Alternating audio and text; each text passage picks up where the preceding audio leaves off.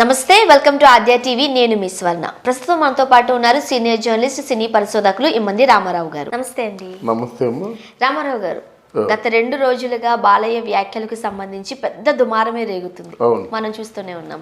అక్కినేని తొక్కినేని అంటూ ఒక నిండు సభలో ఆయన స్టేజ్ మీద అలా మాట్లాడడం కరెక్ట్ కాదు అని. సో అంతే పెద్ద ఎత్తున బాలయ్య క్షమాపణలు చెప్పాల్సిందే అంటూ కూడా వాదనలు వస్తున్నాయి. చెప్తారంటారా క్షమాపణ? క్షమాపణ చెప్పడానికి ఇదేం పెద్ద ఏదో ఒక నేరం కాదమ్మా. బాలయ్య బాబు మాట్లాడుతుండగా యాదృచ్ఛికంగా అది వచ్చింది, ఆ మాట వచ్చింది, అంతేగాని అనాలని అనలేదు. బాలయ్య బాబు అనాలని ఎక్కడ అనలేదు కదా. ఉప్పు గిప్పు అంటాం, అప్పు సొప్పు అంటాం.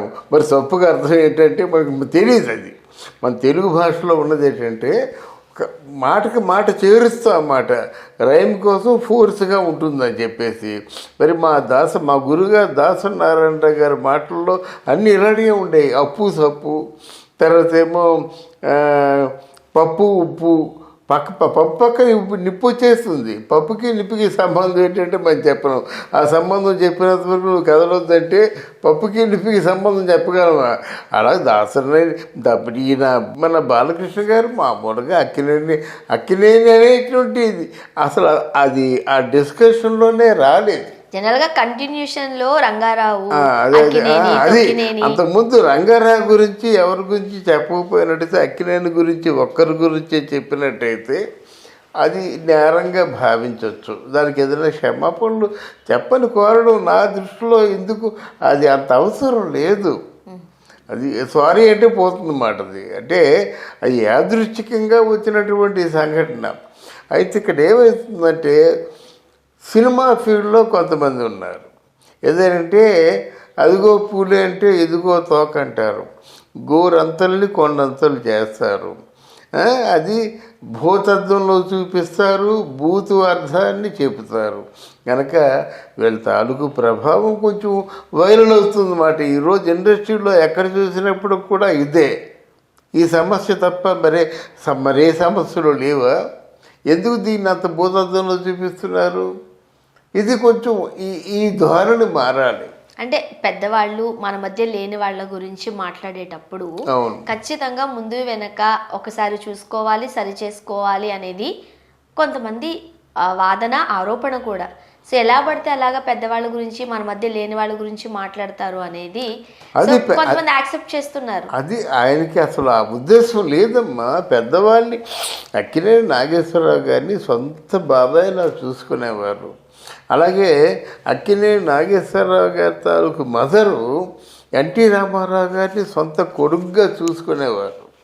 అలాగే ఎన్టీ రామారావు గారి మదరు అక్కినేని నాగేశ్వరరావు గారిని సొంత కొడుకుగా చూసుకునేవారు. వీళ్ళ మధ్య చాలా చాలా చాలా వరకు విడదీయరాని బంధం ఉంది. అలాంటప్పుడు ఆయనకి అసలు నాగేశ్వరరావు గారికి బాలకృష్ణ అంటే చాలా ఇష్టం. బాలకృష్ణ తాలూకు రిలీజ్ ఫంక్షన్స్కి, పూజా ఓపెనింగ్స్కి, చాలా ఫంక్షన్స్కి ఏమో నాగేశ్వరరావు గారు వచ్చారు.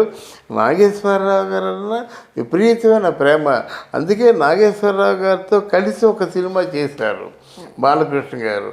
ఇవన్నీ మర్చిపోయి నాగేశ్వరరావు గారిని కేవలం వాంటెడ్గా ఎలా నిందించారు అనడం మాత్రం కరెక్ట్ కదమ్మా. సో అదే విషయాన్ని బాలకృష్ణ గారు ఒక ట్విట్టర్ రూపంలోనో లేకపోతే సోషల్ మీడియా వేదికగానో సో అనాలని అనలేదు అని అంటే అయిపోతుంది కదా అనేది మరికొంతమంది అభిప్రాయం. అంటే ఆయన బాధ ఏంటంటే గోరంతలు కొండంతలు చేస్తున్నారు, ఇది అవసరమా అనేది ఆయన బాధ. ఆయన మిగతా వాళ్ళకి కూడా చెప్తున్నాడు. అసలు అంటే మనకి మనలాంటి వారికి ఫోన్ చేసి, విశ్లేషకుడు ఫోన్ చేసి, అసలు నాకు ఆ కర్మ నాకు తెలియదని మామూలు క్యాజువల్గా అన్నాను. ఎస్వి రంగారావు గారిని వీళ్ళందరినీ అన్నాను. అందులో ఇది వచ్చింది, ఇది అక్కినేని అది ఓ మాట మనం ప్రయోగించడం కూడా బాగుండదు, ఎందుకంటే పెద్దవాళ్ళు కదా. వచ్చింది అని చెప్పాడు. ఇంకంతకంటే ఇంక వివరణ ఇంకేమి ఇవ్వాలి? రైట్.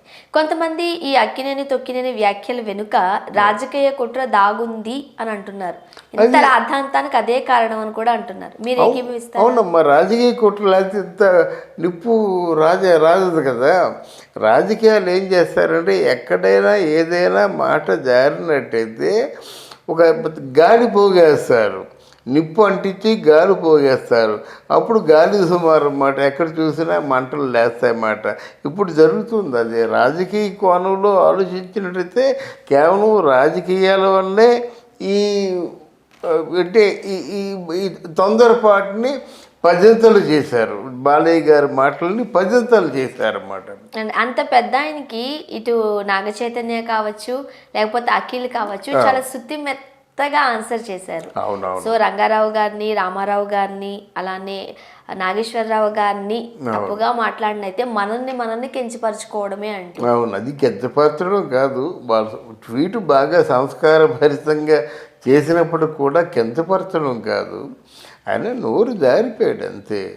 అదే ఓ సారీ చెప్పొచ్చు అంతే. అంటే ఇంత పెద్దది చేయవలసిన అవసరం లేదంటున్నాను నేను. ఎందుకంటే ఇదే పనే, మనకి ఇంకే పనులు లేవా? ఇదే సమస్య మనకి దేశంలో మరే సమస్య లేదా? అందువల్ల దీన్ని అంత పెద్దది చేయవలసిన అవసరం లేదు. బాలకృష్ణ గారు కూడా సారీ అండి, ఏదో నోరు జారిపోయారని చెప్తే సరిపోతుంది.